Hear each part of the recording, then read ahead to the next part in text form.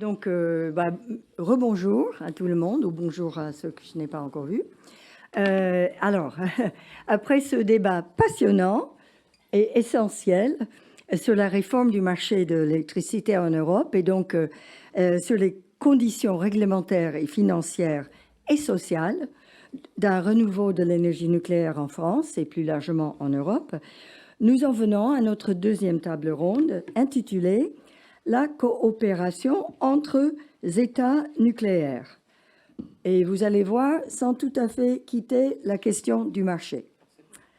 Je précise qu'il s'agit toujours plus ou moins explicitement d'États membres de l'Union européenne. Mais l'industrie nucléaire est mondiale et il faut aussi imaginer comment l'Europe et son industrie s'organisent dans ce grand ensemble du nucléaire mondial, qui a beaucoup changé depuis la construction des premiers parcs nucléaires en Europe. Pour en débattre, nous avons la chance d'avoir trois intervenants éminents, je pèse mes mots, tous européens, mais dont les origines illustrent bien la diversité de l'Europe. Je pense que ça vaut la peine que je prenne une minute pour vous les présenter, car tout le monde ne les connaît pas. Alors, à ma gauche proche, voilà, François Goulard, homme politique français de confession libérale, a été deux fois ministre, la deuxième fois de l'enseignement supérieur et la recherche, où il a exercé la tutelle du CEA. Sa formation est double, et je parle de ça parce que je crois que c'est intéressant. Ingénieur et administrateur, c'est le summum de formation en France. Son parcours varié puisqu'il a été maire, directeur de cabinet ministériel, député, banquier, élu local.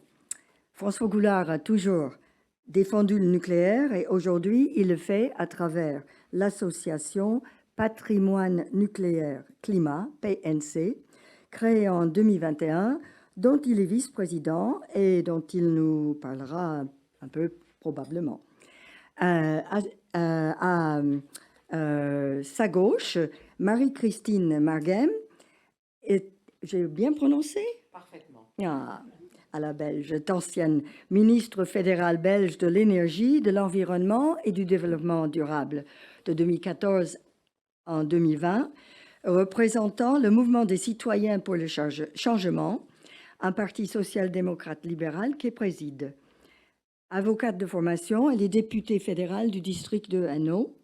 Marie-Christine a annoncé qu'elle sera de nouveau candidate pour les élections européennes de 2024. Exact. En plus de la politique, elle est passionnée de la société civile. On en parlera. Alors, Michał plutôt, Kurtyka nous vient de la Pologne, où, après une carrière de manager, il a été entre 2016 et 2021 secrétaire d'État, puis ministre du Climat, de l'Énergie et de l'Environnement. Il est devenu célèbre comme président de la COP 24 en 2018 à Katowice, conférence qui a été couronnée de succès. Plus récemment, Michał a exercé des métiers de professeur et consultant, notamment conseiller pour la COP 27 en Égypte. Lui aussi est diplômé d'une des grandes écoles d'ingénieurs françaises, Polytechnique en l'occurrence, d'où sa maîtrise de la langue de, je ne sais pas si c'est Racine ou Molière, mais enfin bon. Mais il a fini comme économiste. Bon, personne n'est parfait. Ouais. Alors, premier constat de ce groupe, ce panel est composé de personnages ou de personnages politiques, une au féminin et les deux autres au masculin.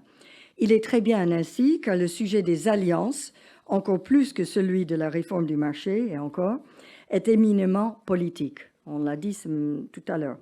En plus de s'être trempé dans le bain politique depuis bon nombre d'années, mes panélistes sont aussi des représentants de la société civile ou bien proches de ces mouvements.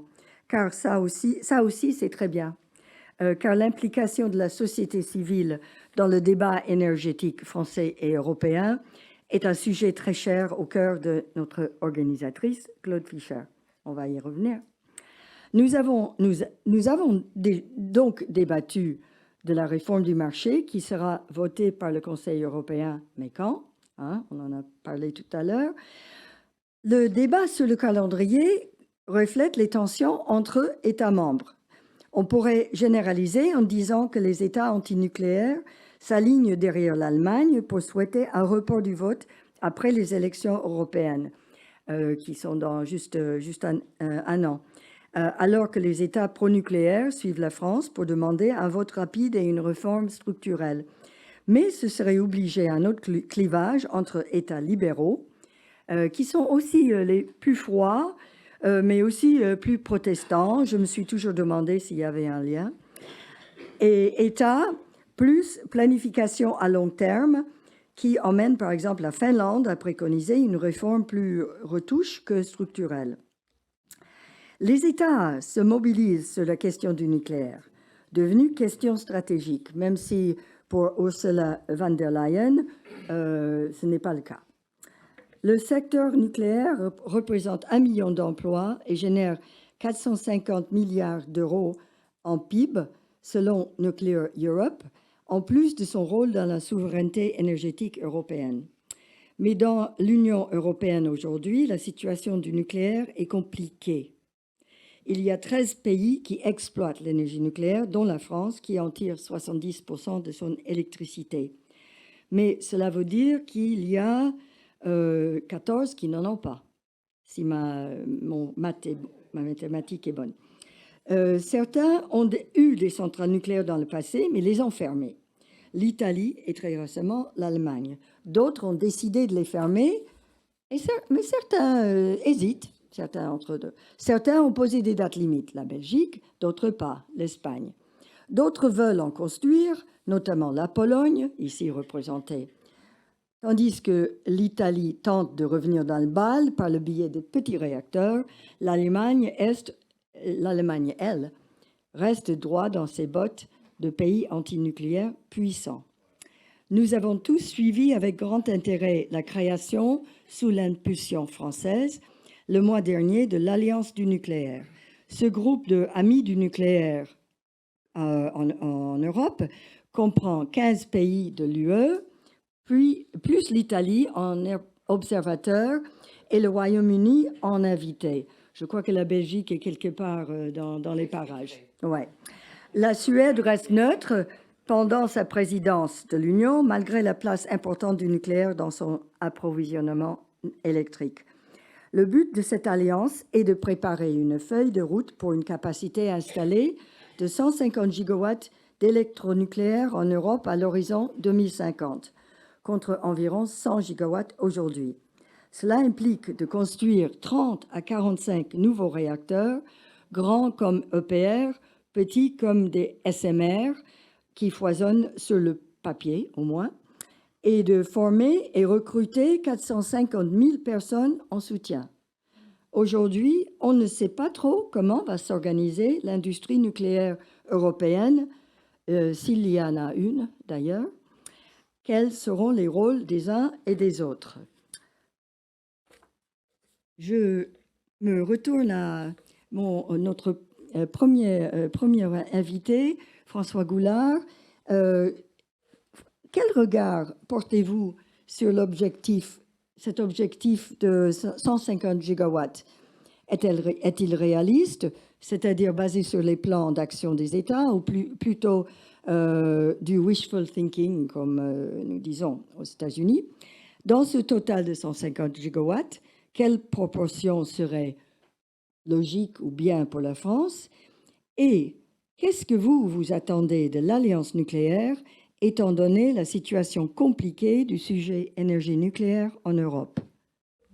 Je pense que ça marche. Je voulais d'abord vous remercier pour cette introduction très charpentée. Et alors, que peut-on attendre de l'Alliance des pays nucléaires et que penser des projections qui sont avancées? Alors, les projections, c'est extrêmement difficile et il y a tellement d'incertitudes dans les projets nucléaires pour chaque pays d'ailleurs concerné qu'il est extrêmement difficile de se prononcer. Moi, j'ai un sentiment, c'est que le retard est plus probable que l'avance. Donc on risque d'attendre un peu plus longtemps que ce qui est dit. En revanche, sur cette alliance qui a été constituée sous l'impulsion de la ministre française, assez largement, Agnès Pannier-Runacher, moi j'ai l'espoir que ça représente une forme de tournant dans la vision européenne du nucléaire. La vision européenne du nucléaire, elle est, il ne faut pas hésiter à le dire, elle est profondément conflictuelle. Moi, je suis, et j'ai le sentiment que nous sommes tous ici, des Européens. J'ai toujours défendu l'Europe à toutes les élections. Je me suis toujours prononcé pour l'approfondissement de l'Union européenne. Mais je dois constater que dans le secteur de l'énergie, tout est dominé par un conflit, j'allais dire, irréductible, dont les chefs de file sont la France d'un côté et l'Allemagne de l'autre, avec d'autres pays naturellement concernés qui sont dans un camp ou dans l'autre, et que c'est extrêmement dommageable, d'abord pour l'Europe. Parce qu'il y a des choses qui pourraient se faire et qui ne se font pas, car pour faire quelque chose, il faut un minimum de consensus, et on en est extrêmement loin. La deuxième remarque, c'est que on comprend que chacun fasse ses choix. C'est d'ailleurs les traités, les textes des traités, le traité de Lisbonne qui réserve la définition du mix énergétique à chacun des États membres. Néanmoins, nous sommes dans une situation où le choix de la France, qui est aux antipodes du choix allemand, fait l'objet, et je n'hésite pas à le dire, encore une fois, c'est un Européen qui le dit, et quelqu'un qui connaît assez bien l'Allemagne, dont je parle plutôt bien la langue. L'Allemagne attaque de manière subreptice, de manière souterraine et en permanence, avec une assez grande efficacité, les choix français. On le voit au quotidien, et l'Allemagne a une force de frappe au sein de la Commission européenne qui aujourd'hui est extrêmement puissante, et dans toutes les discussions sur la taxonomie, sur l'hydrogène vert, etc., on voit qu'il y a des réticences entretenues avec pas mal d'organismes qui sont à la manœuvre et qui gênent le nouvel essor pourtant nécessaire du nucléaire en Europe. Moi, j'ai la conviction que s'il y a un grand domaine industriel, scientifique, technologique dans lequel l'Europe pourrait construire quelque chose, c'est bien le nucléaire. D'abord parce que c'est une nécessité de l'époque avec les défis du changement climatique, et personne ne peut nier que le nucléaire est une réponse extrêmement pertinente à ces défis-là. Avec une remarque qui a été faite tout à l'heure par les intervenants, c'est qu'il y a de vrais sujets d'acceptation sociale. Il ne faut surtout pas les négliger. Les aspects technologiques sont évidemment robustes, les aspects économiques ne le sont pas moins, mais l'acceptation sociale de toute politique est cruciale dans les démocraties dans lesquelles nous vivons. Et par exemple, les risques d'incidents même s'ils sont extrêmement maîtrisés, doivent toujours être pris en compte, parce qu'un incident grave peut remettre en cause une politique, et c'est évidemment très grave. On l'a vu avec Fukushima, où certes il n'y a eu aucune victime à côté des 18 000 morts du tsunami, mais il n'empêche que c'est un coup d'arrêt dans beaucoup de pays. L'Allemagne en est l'illustration la plus aboutie. Donc le problème clé, c'est effectivement cet antagonisme, je dis franco-allemand pour résumer, mais il y a des pays d'un côté, des pays de l'autre, et cette nouvelle alliance que vous évoquez, à mon avis, est l'espoir que les choses puissent changer. D'ailleurs, les opinions publiques dans beaucoup de pays européens sont beaucoup moins hostiles au nucléaire qu'ils pouvaient l'être il y a quelques années. Il y a de vrais changements. En France, c'est très net. Le nucléaire est maintenant approuvé par une très grande majorité de la population. Alors, il ne faut pas négliger, sous-estimer toutes les difficultés qui sont devant nous. Ça, c'est très net. On a parlé des SMR et de la 4e génération du nouveau nucléaire. On est dans des technologies qui ne sont pas encore totalement maîtrisées, qui vont demander beaucoup d'études. Alors, moi, je trouve très positif qu'il y ait des startups qui se lancent dans ces domaines-là, qu'il y ait des financements qui soient réunis. C'est très bien. Ça montre qu'il y a un véritable intérêt, qu'il y a de véritables initiatives, mais la route sera longue, et en particulier un point qui a été rapidement évoqué tout à l'heure, il faut que les autorités de sûreté des différents pays soient au niveau pour traiter des problèmes posés par ces nouveaux réacteurs, Oui. qui sont inconnus par définition puisqu'ils sont nouveaux.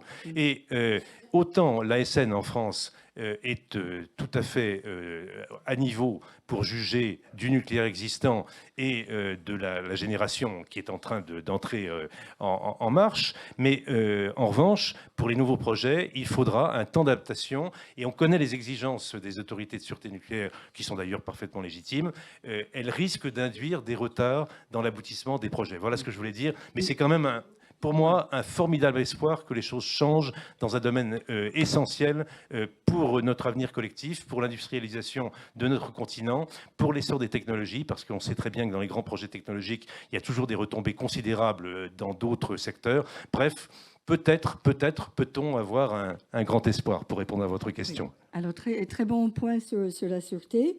Je voudrais rebondir sur... reprendre ce que vous avez dit sur l'Allemagne, puisque vous connaissez bien le pays.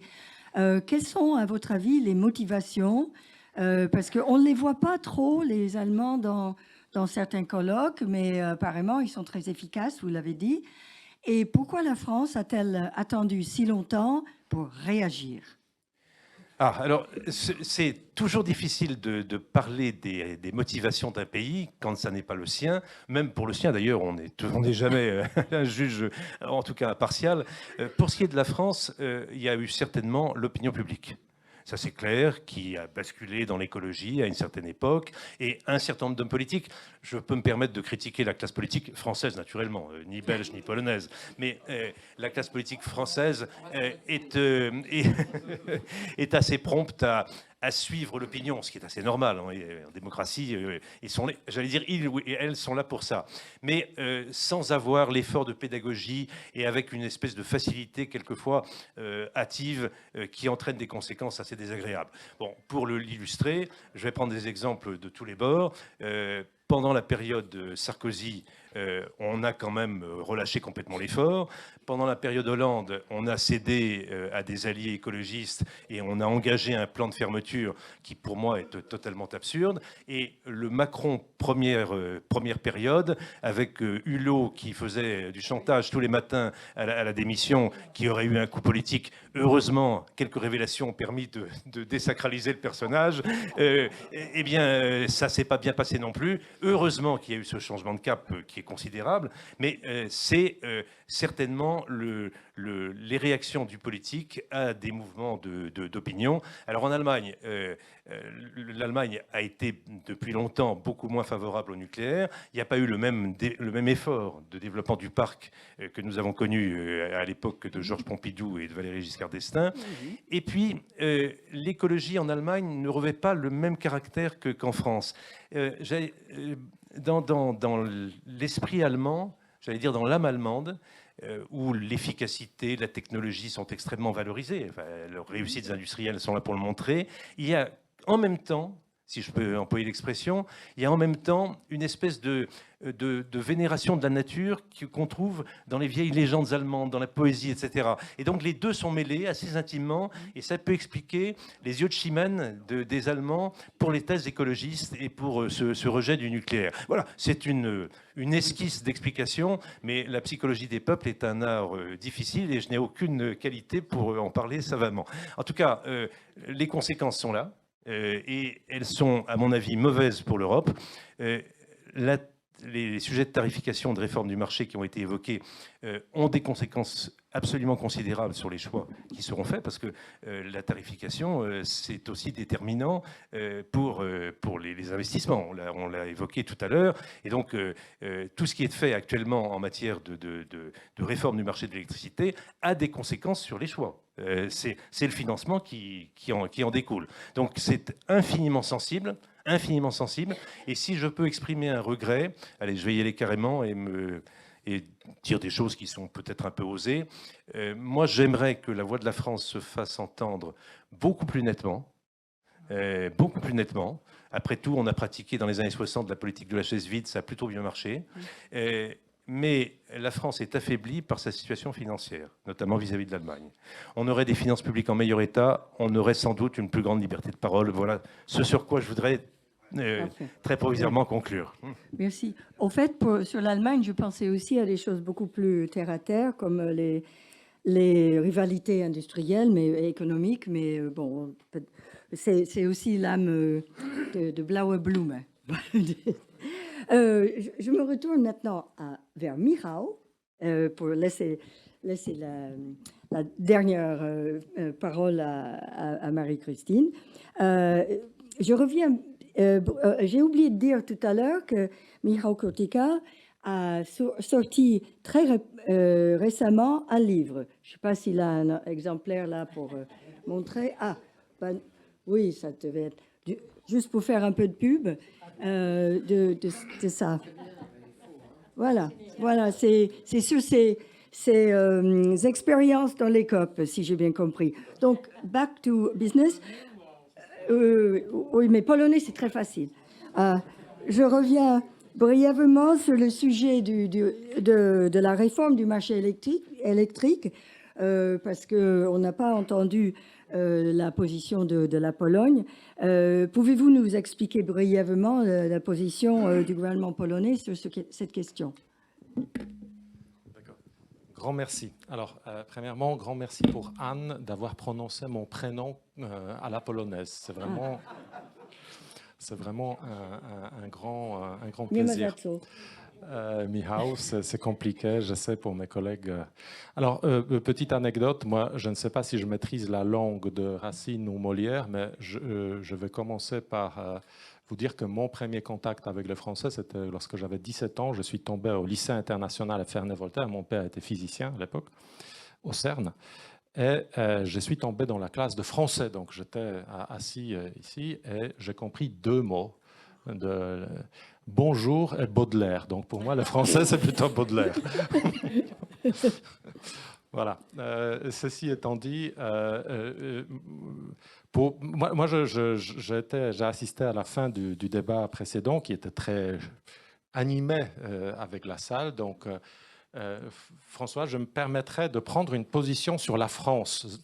Tu as très gentiment épargné mon pays, donc... on pourra en faire aussi un tas mais je pense que c'est très caractéristique pour le français d'analyser la situation avec une myopie allemande, si je puis dire. Donc tu as parlé de la situation en Europe du nucléaire notamment, en allant à Bruxelles par Berlin. Alors, en schématisant, il y a la France et il y a l'Allemagne. Un est pro-nucléaire, l'autre est anti-nucléaire. Moi-même qui ai côtoyé celui que tu as mentionné, donc Nicolas Hulot, il était mon counterpart. Ensuite, Barbara Pompili, Desrougiers. Ensuite, Madame la Première ministre maintenant, Elisabeth Borne. Je n'ai pas eu à discuter avec Agnès Pannier-Runacher parce qu'elle est venue après moi, mais je peux dire malheureusement le contraire. C'est-à-dire, s'il y avait quelqu'un qui était pro-nucléaire en Europe, c'était le centre européen et vraiment pas la France. On avait le nucléaire. Et donc, c'est nous qui avons initié toutes les lettres pour le nucléaire. Et moi, j'ai passé beaucoup de temps à convaincre mes collègues français pour soutenir le nucléaire. Au paradoxe. Bah oui. On applaudit.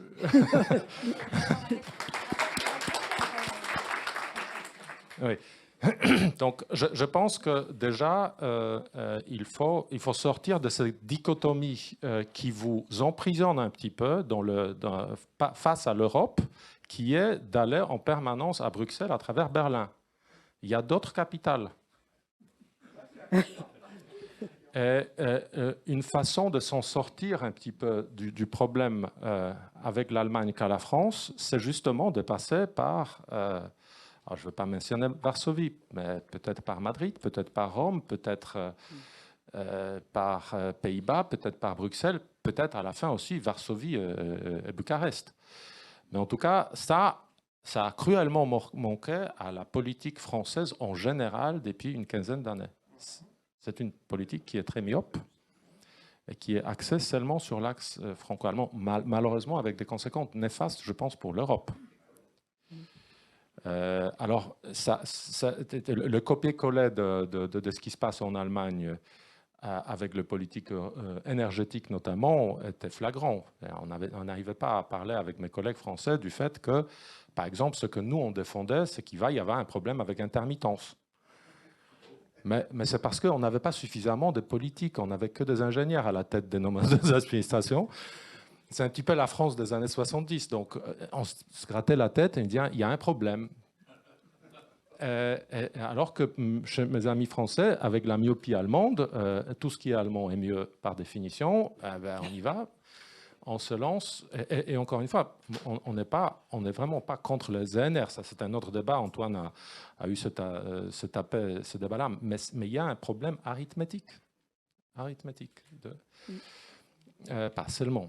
Et donc, la première réponse, Anne, tu m'as posé la question, quelle est notre approche par rapport à la réforme du marché? C'est ça, j'ai bien compris? Oui, brièvement. Oui.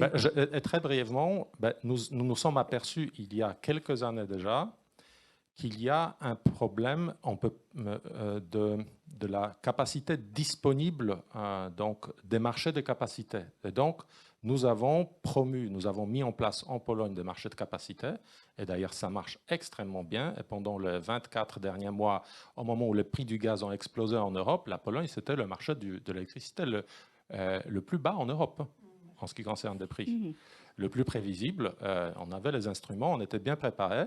Encore une fois, parce qu'on n'avait pas toute cette métapolitique, il n'y avait que des ingénieurs à la tête et donc, pour nous, la façon maintenant d'attaquer le market design n'était pas de remettre en question le marginal pricing, comme ça a été le cas par Teresa Ribera, Bruno Le Maire ici, mais c'était de dire, il y a le marché, il faut le rééquilibrer avec il ne peut pas y avoir que le marché le prix de l'électricité, il faut aussi qu'il y ait un marché des capacités et que les deux aillent ensemble. Et donc, nous, on prenait un marché à double produit. Voilà, il n'y a pas de support pour ça, il n'y a pas une unanimité pour cela en Europe. Non, en Europe, et je termine avec ça, les marchés de capacité sont considérés comme une exception à la règle, du coup, exigent une acceptation par la DG Concurrence. Donc nous, on a passé beaucoup de temps, 2 ans, à se taper mon prédécesseur ici, à convaincre, alors que je pense qu'avec l'évolution du système énergétique européen, avec de plus en plus des énergies renouvelables, on aura de plus en plus de problèmes de la continuité de service. Et donc c'est la continuité de service qui sera la denrée rare qu'il faut savoir évaluer en termes de prix. Mais sur la réforme actuelle, est-ce que la Pologne est plutôt sur la ligne française, plutôt sur autre chose? Anne, merci beaucoup. Je reviens avec mon point. Chaque pays a ça. Mais toi, tu es polonaise quasiment. Donc, la Pologne s'aligne sur la position polonaise. Je ne le dis pas du point de vue de nationalisme plate, mais pour dire qu'encore une fois, à chaque fois, c'est référé. Est-ce que c'est plutôt français, est-ce que c'est plutôt allemand? Vous trompe. Ah non, mais c'était très pratique. Donc, pour qui voter dans le Conseil? Pour la position polonaise. OK. Bon, peu importe. Je n'échappe pas à la question. Non, mais c'est pas grave. J'ai une autre. Je pense que c'est un petit peu plus compliqué que ça. Et effectivement, l'Europe centrale, elle a maintenant un sentiment un petit peu à la fois de regret, de supériorité morale, et puis elle ne sait pas très bien quoi en faire, parce que les gens disent, par rapport à une autre histoire qui nous séparait avec l'Allemagne, c'était le Nord Stream, donc avec les relations avec la Russie. Et donc on a l'impression mais on avait raison,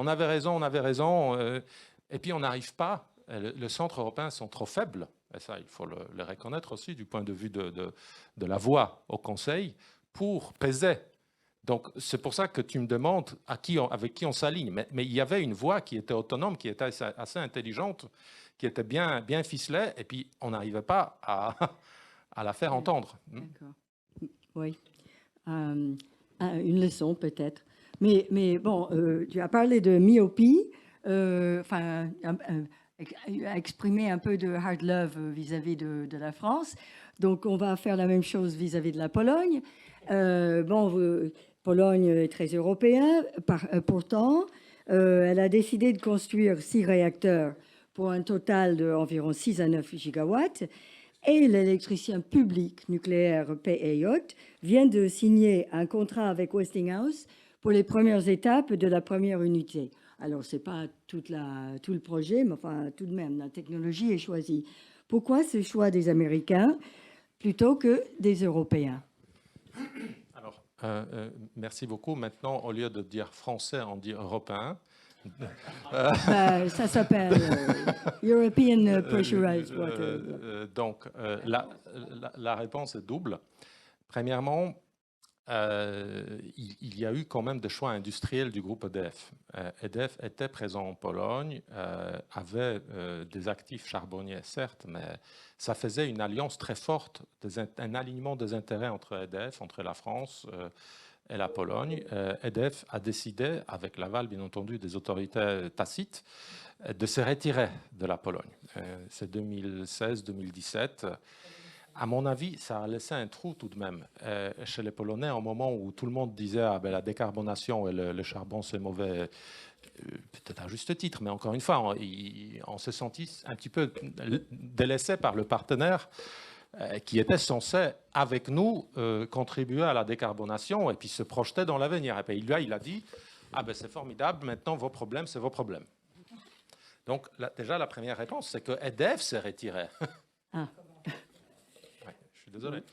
Ensuite, bien entendu, on peut rajouter sur cela une couche politique de mécompréhension entre les deux gouvernements, entre président Macron, entre Premier ministre à l'époque Szydło, ensuite Morawiecki. Enfin, ça n'a pas aidé certainement à la chose.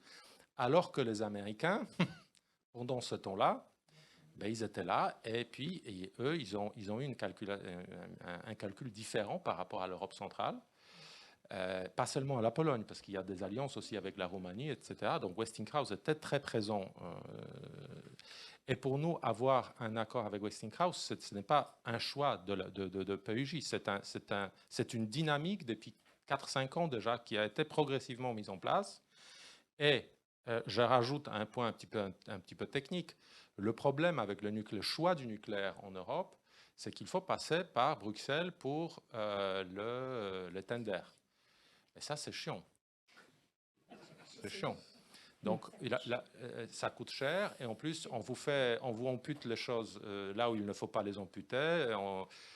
Voilà, il faut avoir une puissance de tir énorme. Et puis, nous, on savait qu'à Bruxelles, il y a tout de même pas mal de gens qui sont contre le nucléaire. Donc, pour nous, la façon un petit peu de le recadrer était de dire que c'est un accord entre les pays, entre la Pologne et les États-Unis. N'oubliez pas que l'accord avec Westinghouse, c'est un accord qui prend ses racines dans un accord intergouvernemental. Et là, là, le choix de technologie, il est soumis au choix politique concernant les traités. Oui, bien sûr. Oui, on voit. Donc, on va laisser la Pologne provisoirement et revenir un peu vers l'ouest. Marie-Christine, parlons un peu de la Belgique.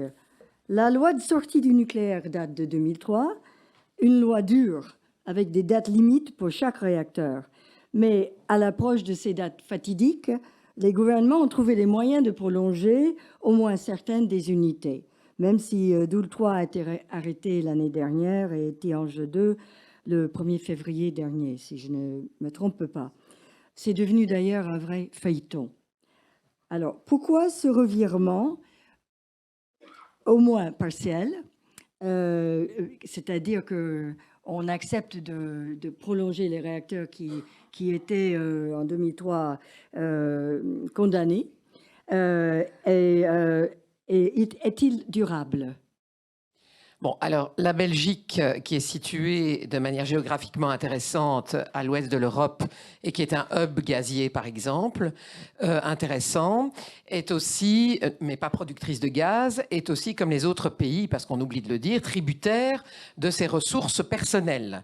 Donc, nous n'avons pas de pétrole, nous n'avons pas de gaz, mais nous avions des idées, comme les Français à l'époque, et nous avons constitué un parc nucléaire pour faire face à l'embargo qui a eu lieu à l'époque sur le pétrole dans les années 70-80. 6 réacteurs donc en Belgique qui forment 54% de la production d'électricité dans notre pays. Et évidemment, avec d'autres capacités de production, telles que quelques centrales à gaz, telles que quelques productions renouvelables en solaire et en éolien. Alors, ceci étant dit, et un barrage, un STEP, mais qui était plus du stockage et qui maintenant devient un peu de la production pour 1200 mégawatts. Alors, ce problème de la loi de 2003 arrive quand les écolos, qui n'ont plus été au pouvoir pendant des années, remontent au pouvoir à la faveur de l'initiative d'un futur Premier ministre qui veut composer un gouvernement de coalition et qui a besoin d'eux pour composer ce gouvernement. Et évidemment, le deal, c'est nous montons au pouvoir et donc en échange, nous ferons voter une loi de sortie du nucléaire car notre dogme, notre religion, notre croyance, comme Greenpeace, dont nous avons hérité de ce point de vue-là, parce que Greenpeace a toujours combattu le nucléaire militaire en le confondant avec le nucléaire civil, les écolos idem, et un peu partout en Europe, on l'a dit, en France notamment, eh bien, c'est de faire cesser la production d'électricité par le nucléaire, parce que le nucléaire, c'est laid. C'est épouvantable, c'est très dangereux, etc. Et donc, ils ont confondu dans cette loi en indiquant qu'en 2025, tout réacteur à fission doit être interdit en Belgique et, s'il en est qui fonctionne à ce moment-là, doit s'arrêter de produire de l'électricité sur le réseau.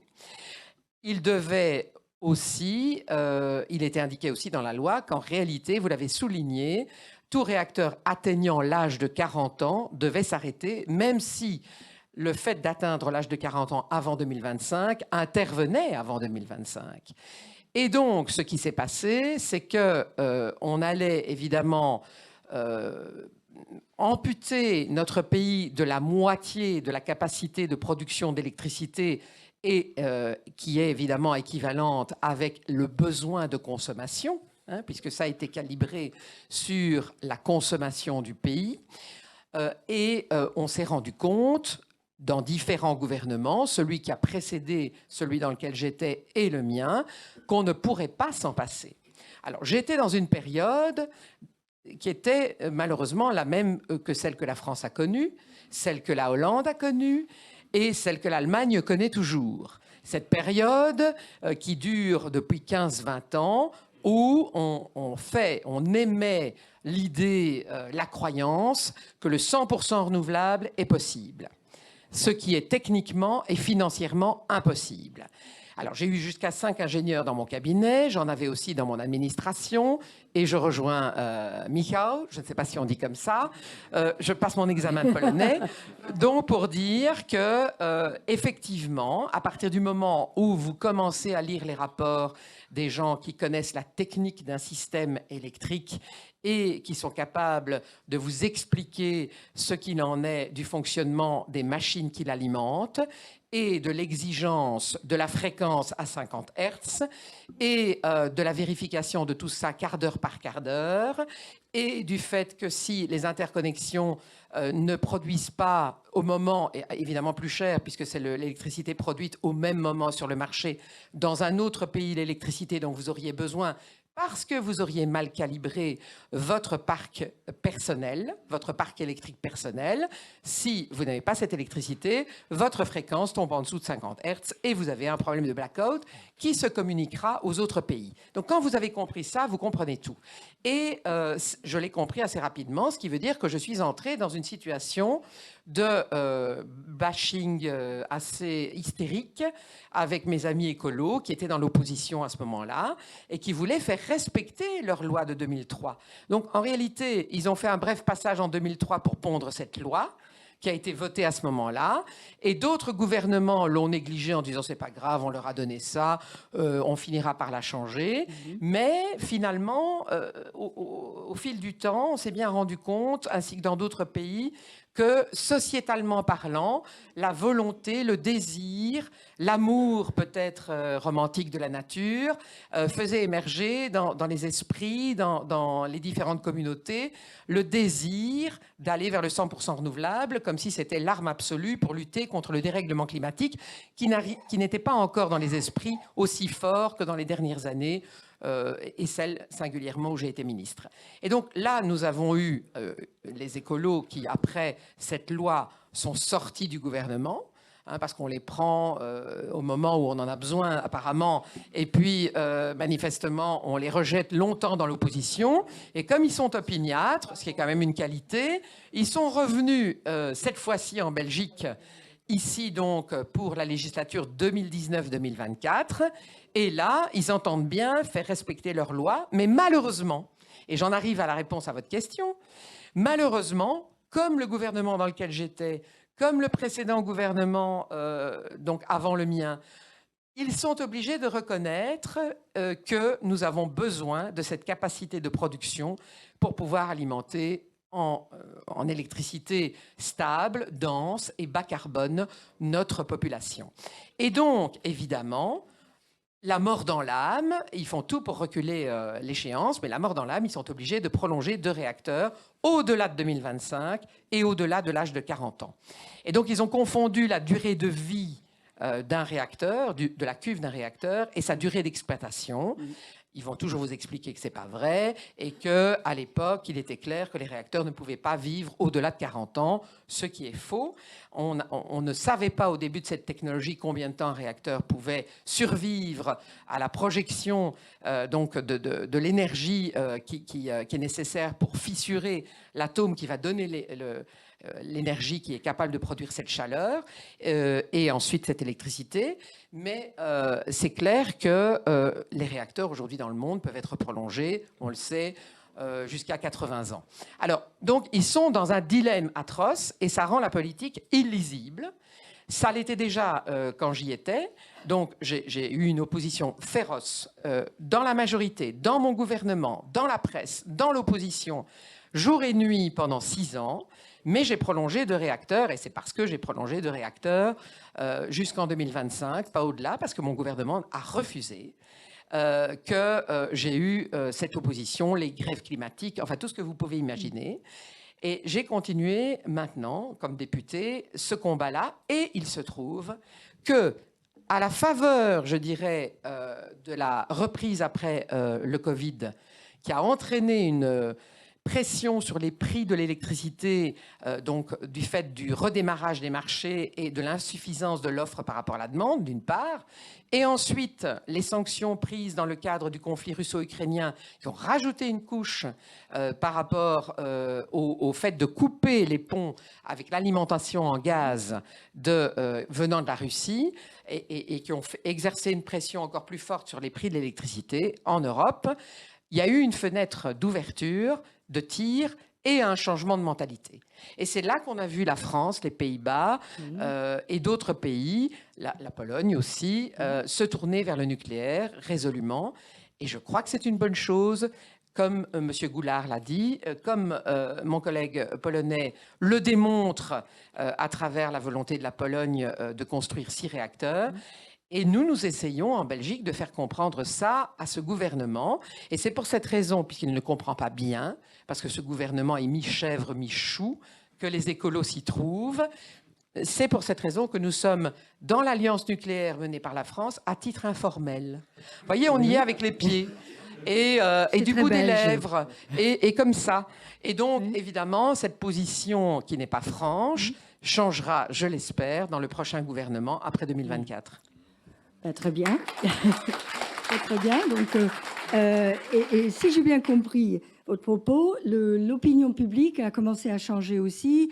à faveur comme ça a été le cas dans beaucoup d'endroits.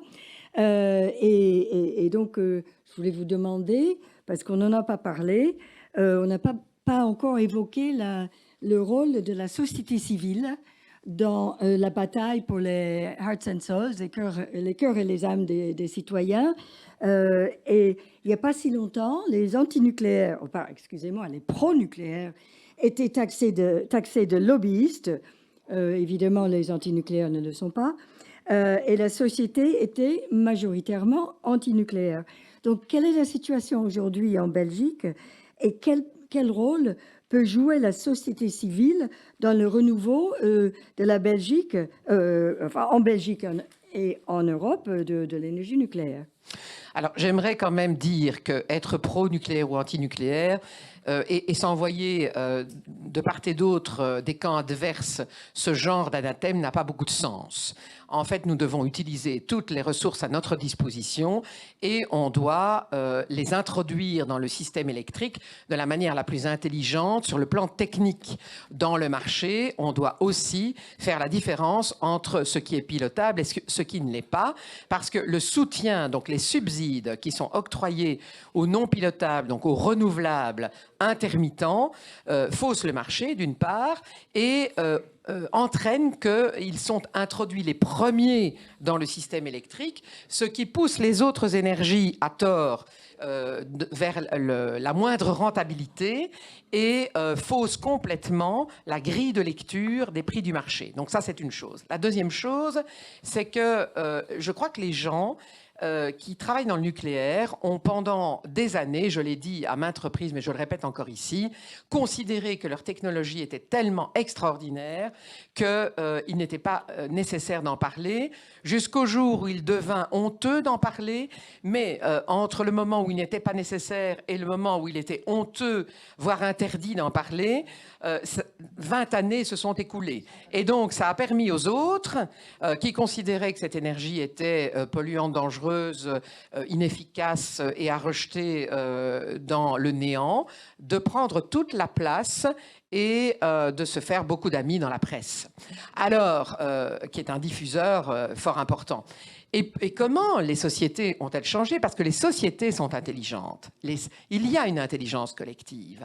Et cette intelligence collective, en tant que présidente d'un mouvement, vous l'avez cité, le mouvement des citoyens pour le changement, qui est une composante du mouvement réformateur de centre-droit du côté francophone en Belgique, nous l'utilisons, pas pour l'utiliser en tant qu'outil, mais en tant que bienfait pour comprendre ce que veulent les opinions, pour leur expliquer ce que nous faisons, pour rendre compte de notre action. Et ça, je crois que c'est très important de commencer, tous autant que nous sommes, je ne parle pas seulement des politiques, mais aussi des ingénieurs, des entrepreneurs et de tout ce qui vit dans cette société, nous devons nous parler. Et ce que j'ai fait en étant plus ministre, c'est que du jour au lendemain, j'ai constaté sur les réseaux sociaux, on est toujours en train de les critiquer, mais quand même, il y a des avantages, des gens brillants qui s'exprimaient sur l'énergie, sur le marché, et que j'ai trouvé sur les réseaux sociaux et que j'ai réunis pour travailler ensemble tous les jours et reconstituer en quelque sorte un vaste cabinet citoyen afin de travailler la société et de projeter de l'information vraie qui est décorsetée de la politique à travers les réseaux sociaux tous les jours. Et donc, nous avons fait ça tous les jours depuis novembre 2021.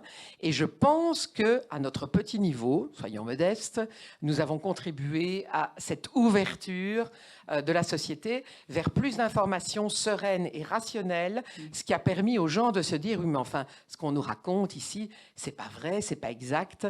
On doit reconsidérer les choses de manière plus globale et s'ouvrir à ce qui est nécessaire pour nous, suffisamment d'électricité, à un prix abordable et une électricité propre pour notre environnement.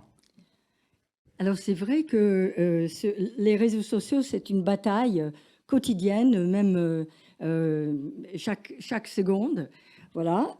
Et donc bravo, parce que c'est très chronophage. Alors je vais revenir à une autre bataille qui est un peu notre le raison d'être de cette table ronde, c'est l'alliance, la bataille pour le nucléaire en Union européenne et la bataille pour la reconnaissance des qualités de cette énergie. Alors, je ne me prive pas le plaisir parce que par rapport aux réseaux sociaux, j'ai trouvé un tweet que je me donne le plaisir de vous lire rapidement. Ensuite, je vais poser une question sur l'alliance à Michał et à François. Alors, c'est un Twitter qui s'appelle Hugo Nander, que je ne connais pas. Comment se fait-il que tous les 6 mois environ recommence inlassablement une bataille sur la place du nucléaire dans un texte européen? À peine une laborieuse négociation terminée que l'on doit repartir à zéro. C'est comme remplir le tonneau des Danaïdes. Il joue l'usure. C'est un peu vrai, ça. Donc, alors, Michał, l'alliance, l'alliance du nucléaire lancée il y a quelques jours par tout le monde, avec la ministre française. Et votre ministre, Anna Moskva, à cette réunion, a évoqué la probabilité de réunions supplémentaires sur la question nucléaire. Bon, je pense que le contraire aurait été surprenant, mais à votre avis, à quoi faisait-elle référence? Pouvait-elle penser à une coopération renforcée entre la Pologne et la France, malgré, et je parle dans le domaine industriel ou dans le domaine technique, malgré le mariage avec Westinghouse et les fiançailles avec les Coréens?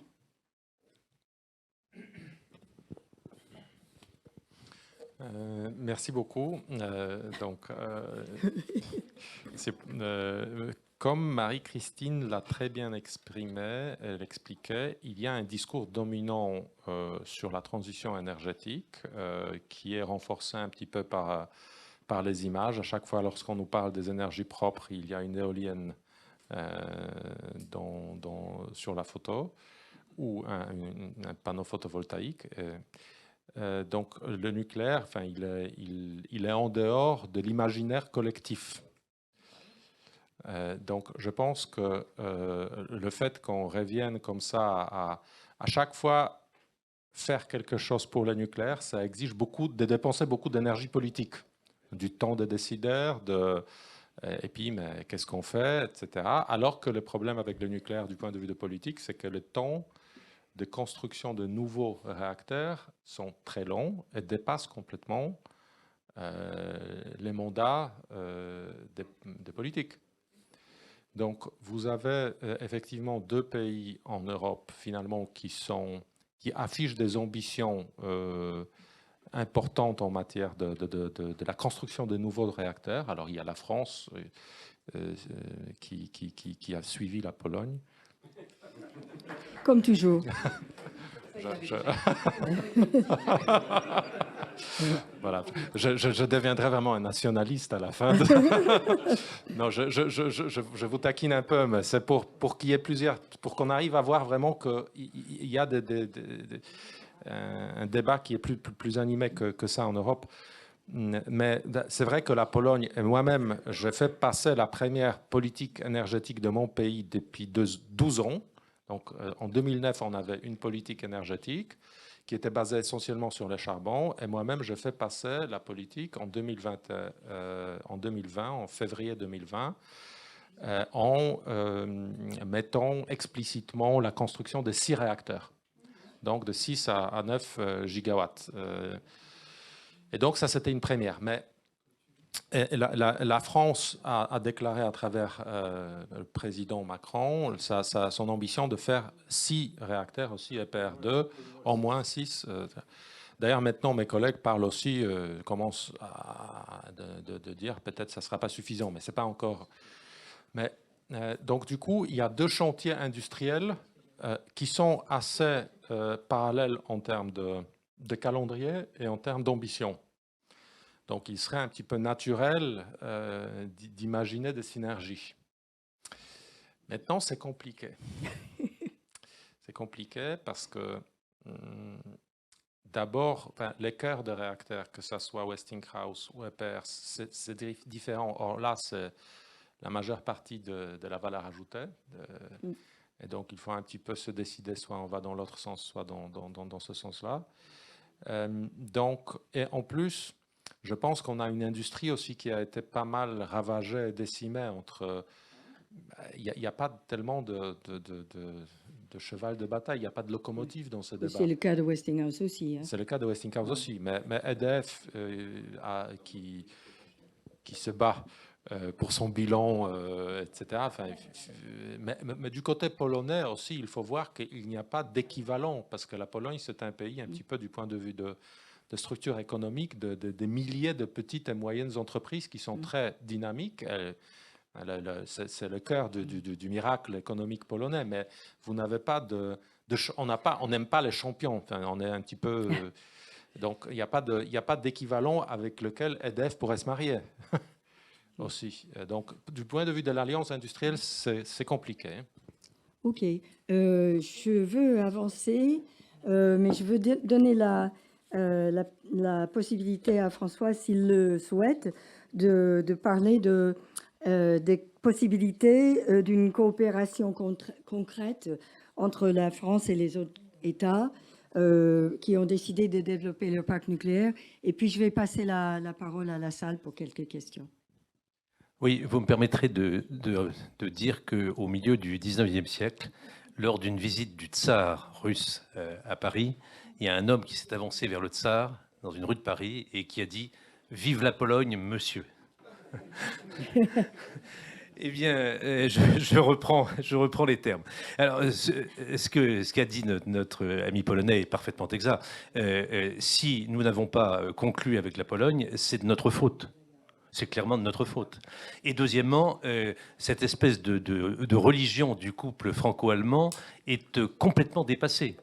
L'Europe n'est plus la même. L'Europe a changé. D'abord parce que c'est élargi, parce qu'il y a un dynamisme dans des pays comme la Pologne qui est assez exceptionnel, et puis parce que les menaces ne sont pas à l'ouest, elles sont à l'est. Et donc, le centre de gravité, à tout point de vue, a changé. Bon. Donc, voilà pour le mea culpa qu'on doit faire vis-à-vis de la Pologne et d'autres pays d'ailleurs. Je pourrais dire la même chose s'agissant de l'Italie, où assez sottement, on crée des incidents diplomatiques avec ce pays qui est extrêmement important pour l'équilibre européen. Enfin bref, c'est un autre débat. Alors, sur la question industrielle et de coopération scientifique, technologique, etc., bon, ça ne peut pas être une coopération renforcée dans le cadre de l'Union à l'heure actuelle. Bon, moi je le déplore, mais les choses ne sont pas mûres. Bon, donc il faut des coopérations bilatérales, trilatérales, il faut bâtir quelque chose, il faut travailler de manière concrète. Et à mon avis, le bon sujet est probablement le sujet de la 4e génération. Il vaut mieux se projeter dans l'avenir pour construire des coopérations que d'avoir un héritage qui est quelquefois lourd, avec des approches divergentes et qui rendent la coopération plus difficile. Voilà, je ne suis pas un industriel, je ne suis pas un scientifique, donc je ne suis pas un spécialiste, mais mon intuition, c'est que c'est comme ça qu'on ira de l'avant. J'évoquais aussi la sûreté nucléaire, qui est un sujet majeur, hein, parce que c'est à la fois nécessaire vis-à-vis de l'opinion et puis pour tout le monde, et c'est aussi un frein quand c'est mal fait, parce qu'on retarde les projets quelquefois pour de mauvaises raisons, ça existe aussi. Pourquoi ne pas renforcer les coopérations en matière de sûreté nucléaire? Il y a certainement des choses à faire, s'agissant notamment du nouveau nucléaire. Si vous permettez un ad vocem, je suis tout à fait d'accord avec ce que François a dit, et je poursuivrai un petit peu plus long. Ça nous pose une question beaucoup plus philosophique et beaucoup plus profonde sur l'avenir de l'intégration européenne. Quel format pour l'intégration européenne pour permettre ce type de coopération? Parce qu'aujourd'hui, il faut savoir que c'est verrouillé pas mal de différents côtés. Je vous donne un exemple ce que j'évoque à chaque fois. La plus grande banque publique d'investissement du monde, donc la Banque européenne d'investissement, ne finance pas le nucléaire. Mais alors, quelle stupidité! Pourquoi alors que le coût de l'électricité, il est directement proportionnel au coût de l'argent, parce que ça se construit pendant longtemps. Donc, si l'Europe... ça vous montre aussi que tous ces ministres, ils essayent de s'y prendre par-ci ou par-là, construire de nouvelles lettres, coalition, etc. Mais sur quoi quelle est la matière s'ils n'arrivent pas à trouver des financements? Donc, on n'arrive pas à concrétiser des projets. Et puis, je ne peux pas m'empêcher, François, je vous permettrai, c'est vraiment avec beaucoup d'amitié. Merci beaucoup pour le tsar. Mais ça montre quelque chose de plus profond aussi. Que l'Europe centrale, et ça, c'est pas un reproche, c'est un constat, est vue à travers de l'Europe de l'Ouest qu'à travers Berlin ou Moscou. Il n'a pas d'autonomie propre. Alors, pour parler de Pologne, vous êtes obligé de faire référence au tsar. Ah. Oh. Bon, écoutez, sur ce, des questions. Alors, est-ce que quelqu'un veut passer un micro? Alban. Micro? Oui. Oui. Voilà. Il y a... Alors, attends. Okay. 1, 2, 3, 4 et 5. Alors, on a parlé vous parlez de l'alliance du nucléaire. Je voulais rappeler qu'avant cette alliance entre États, il y a eu une autre alliance pour le nucléaire qui a été menée par les syndicats européens de l'énergie, qui s'est manifestée pendant tout le débat sur la taxonomie, avec plusieurs lettres qui ont été envoyées soit à la Commission européenne, à ces diverses instances, soit aussi aux législateurs, au Parlement européen. C'est une action qui a fini par grouper 20 syndicats de l'énergie de 10 pays européens différents, qui a été initiée par la France, singulièrement par la CFE-CGC, mais qui a été soutenue tout de suite par les principaux syndicats français. La CGT a beaucoup aidé, la CFDT, FO, Mines et Énergie, toutes les fédérations d'énergie, métallurgie aussi. Et il y a même eu un syndicaliste belge qui est quelqu'un de remarquable, qui est M. Hendricks. Voilà. Donc, il y a eu ça, et soyez conscients qu'il y a aussi des forces sociales qui sont favorables au nucléaire. Bon, merci pour cette précision. Monsieur là, dans le costume. Bon, bonsoir, donc Fabien Bouglet, auteur de Nucléaire, les vérités cachées, et bientôt à la rentrée Guerre de l'énergie au cœur du conflit mondial. Je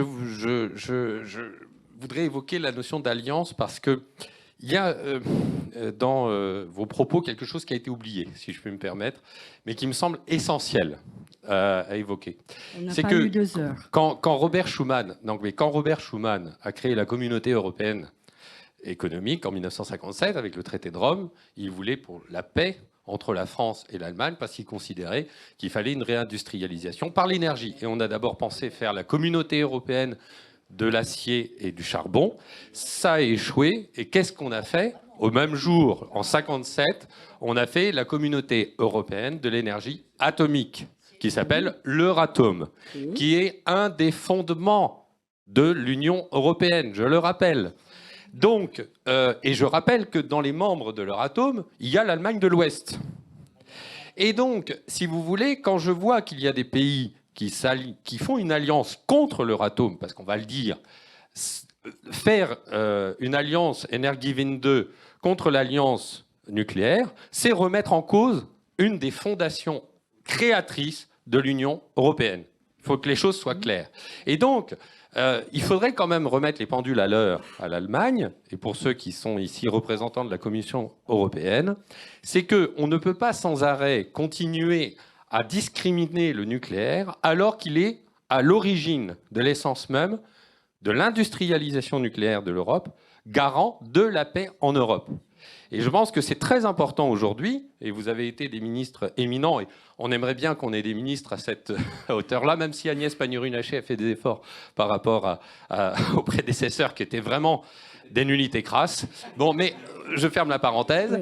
En tout état de cause, ce que je veux dire, c'est que la guerre que mène, et j'ai eu l'occasion d'intervenir dans les médias à ce sujet, que mène l'Allemagne contre la France sur le nucléaire, n'est pas simplement une guerre énergétique, c'est une atteinte grave à la paix en Europe, avec des perspectives qui peuvent être extrêmement difficiles si on n'y prend pas garde. Merci beaucoup. Alors, si je peux un peu intervenir là-dessus. Oui, Donc, allez-y. on ne l'a pas oublié, on n'a pas dit, et on aurait dû le dire. Vous avez totalement raison.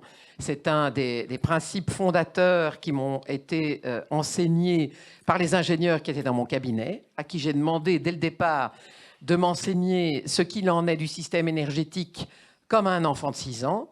Et figurez-vous que j'ai reçu une délégation allemande qui, dans le romantisme que vous avez évoqué élégamment tout à l'heure, sont venus me voir à 15 des 2 Landes qui sont Westphalie-Rhénanie et Haut-Palatinat, qui sont là contre la façade est de la Belgique, pour m'expliquer comment, puisque j'étais en train affreusement de prolonger des réacteurs, comment il fallait que je les arrête, et de préférence tous, puisqu'ils avaient, eux, imaginé avec des ingénieurs très compétents, la manière dont la Belgique allait se passer de ces réacteurs nucléaires et de l'électricité abondante qu'ils produisent. Alors, je les ai écoutés pendant 1 heure, et puis à la fin, je leur ai dit, pardon Mikao, je leur ai dit, est-ce que vous avez fait le même raisonnement et la même étude pour les Français ? Alors, il y en a un qui s'est rendu compte que je pratiquais l'humour et l'ironie. J'ai fermé mon cahier, eux aussi, et on s'est salué gentiment. Voilà. Alors, l'Allemagne fait ce qu'elle veut. Elle a déprimé complètement son industrie nucléaire, qui est une industrie de très haute valeur ajoutée et qui donne à des exploitants et à un pays de grandes capacités industrielles pendant très longtemps, avec vraiment un retour sur investissement très intéressant. Donc là, il faut se poser des questions. Ces ingénieurs, moi je les voyais en fin de parcours, puisqu'il y avait encore quelques gigawatts en Allemagne qui viennent d'être totalement fermés en pleine crise. Il restait 6 gigawatts. Ils étaient désespérés. Et en 5 ans de temps, hein, donc ça a été une descente de toute cette expertise, de toute cette filière en amont et en aval en 50 ans. Donc vous voyez comment on peut faire tomber un pays très bas. Alors ils font ce qu'ils veulent, mais quant à vouloir imposer aux autres, c'est ça que je voudrais dire, leur vision des choses, là c'est assez agaçant et c'est même pas correct du tout, d'autant moins avec ce que vous avez rappelé. Alors, oui. Merci Marie-Christine. Une autre question? Monsieur Horowitz, retraité d'EDF, donc je veux d'abord remercier Madame McLachlan et les trois conférenciers de la table ronde pour tout ce qu'ils nous ont appris. Pour autant, je ne vais pas nécessairement abonder dans leur sens. On vit dans un contexte géopolitique tragique, tout ça est malheureusement vrai. Je voudrais, et il faut faire attention à dire des choses vraies. Or, Monsieur Kurtyka, vous avez dit qu'en 2016, la France avait cessé de s'intéresser au nucléaire polonais. Alors moi, c'est l'année où j'ai pris ma retraite. J'ai fait une mission à Varsovie, que j'ai d'ailleurs préparée avec soin, mais il y avait des gens qui faisaient beaucoup plus de voyages en Pologne. Et j'étais allé visiter le réacteur de recherche Marianne notamment, où on étudiait des radioisotopes. Et je me souviens qu'il y avait des gens qui étaient installés dans la tour Fiat à l'époque et qui préparaient fiévreusement les PR2 qu'on pouvait vendre en Pologne.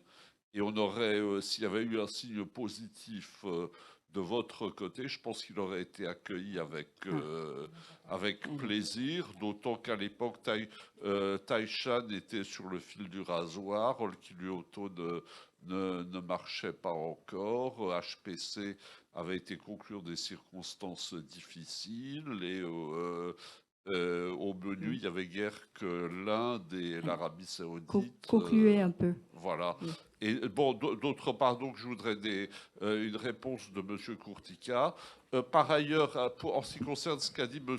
Goulard, je pense qu'il ne faut pas mettre sur le même point le Génération 4 et les SMR. Génération 4, on a raté, c'est Astrid.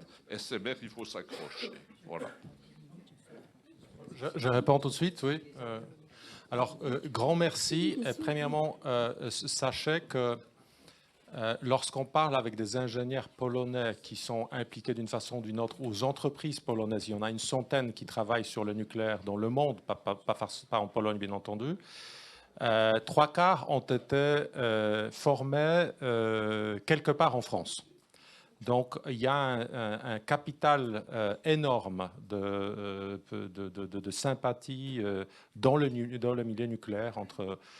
Mais ceci dit, avec tout mon respect pour votre voyage en 2016, ne mettez pas le même poids sur votre venue et sur les études qui sont menées à Paris par rapport au retrait massif des actifs EDF qui ont été vendus pour 1 milliard d'euros.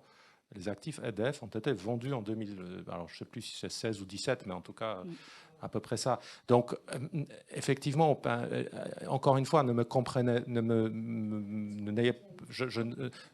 je serais ravi que cette coopération ait lieu, mais le geste industriel a été tellement puissant que, et en plus, effectivement, et là il faut le dire aussi, le contexte politique n'a pas aidé, et vous avez complètement raison des deux côtés. Oui, oui.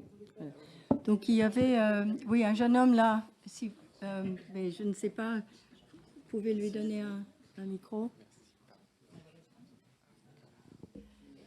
Oui.